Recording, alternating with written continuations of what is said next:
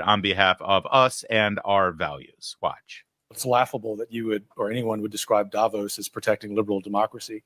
It's equally, standing up for it. It's equally laughable to use the word dictatorship at Davos and aim that at President Trump. In fact, I think that's absurd.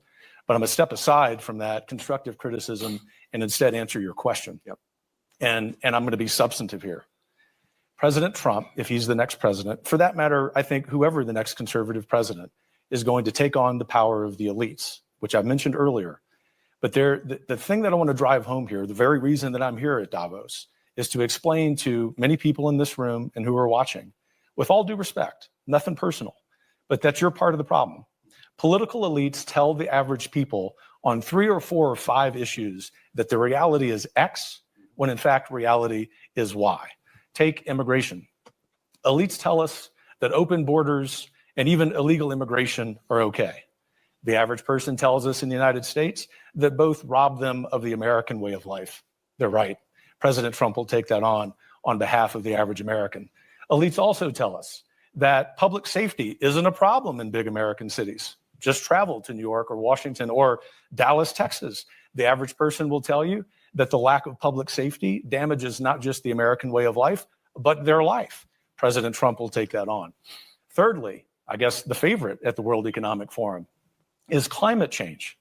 Elites tell us that we have this existential crisis with so-called climate change, so much so that climate alarmism is probably the greatest cause for mental health crisis in the world. The solutions, the average person know, based on climate change are far worse and more harmful and cost more human lives, especially in Europe during the time that you need heating, than do the problem and the problems themselves. Fourth, 2 more here, Robin. Okay.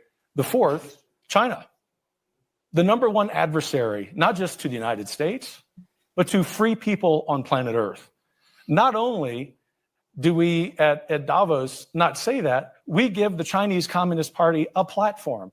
Count on President Trump ending that nonsense. And fifth, as we sit here, another supranational organization, the World Health Organization, is discussing foisting gender ideology upon the global South.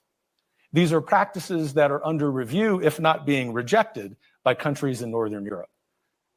The new president, especially if it's President Trump, will, as you like to say, trust the science.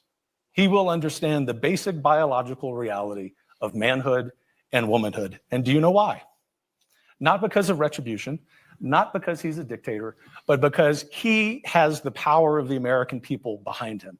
And it's connected to Senator Portman's excellent point that in addition to needing a vigorous executive, we look forward to having the popular will inform both the House and Senate in 2025 to pass laws on all of those issues and many others. Ultimately, Robin, I think President Trump, if in fact he wins a second term, is going to be inspired by the wise words of Javier Milei, who said that he was in power not to guide sheep, but to awaken lions. That's what the average American and the average free person on planet Earth wants out of leaders. Wow. You know, it's